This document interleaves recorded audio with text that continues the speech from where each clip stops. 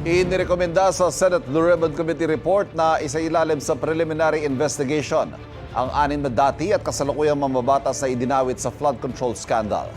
Mas malamyang bersyon ito kaysa sa unang draft na pinakakasuhan ng 6 na personalidad. May unang balita si Ian Cruz. Si Senate Blue Ribbon Committee Chairman Panfilo Lacson na ang nagsabi, pinalambot ang ilang lengguwahe sa committee report kaugnay ng mga maanomalya o manong flood control projects. My own colleagues in the majority, nagsuggest sila, baka naman pwedeng isopen natin, na hindi masacrifice yung intent, hindi mababago yung substance.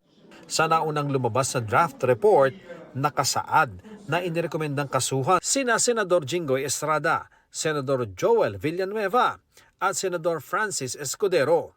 Pero ngayon, imbes na irekomendang kasuhan, In-specify na lang namin na salit na instead of using the word charged, to be charged, to undergo preliminary investigation, to undergo fact-finding investigation, to undergo case build-up, yung mga ganon.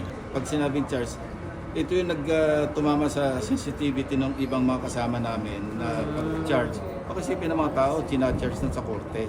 So yung tatlong senador, hindi na to be charged, but to undergo PI. PI. Yun din naman talaga yung ibig sabihin doon sa hindi naman namin pwedeng i-recommend sa court na i-charge sa court kasi only the DOJ and the Ombudsman are authorized to file the information for any person to be charged before the court, di ba?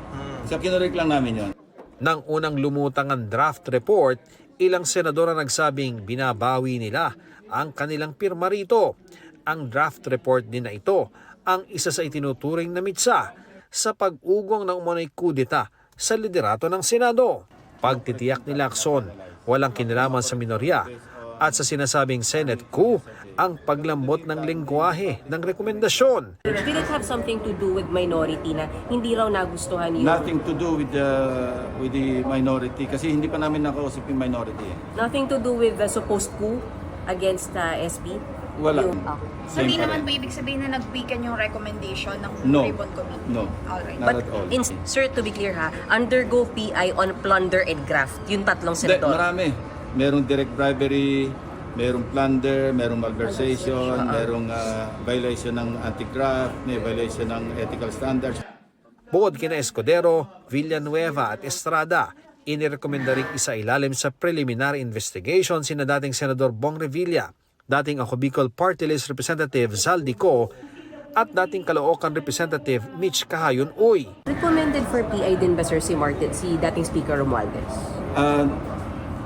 Hindi ko matandaan kung kasama siya sa Sir, si PBBM po, babalikan mo Malayo po ba? na kasi impeachable officer ang presidente. Na-dismiss na nga yung impeachment complaint. Tiwala raw si Lacson na makakakuha siya ng 11 lagda na kailangan para maaprubahan ang committee report. Ito ang unang balita. Ian Cruz para sa GMA Integrated News.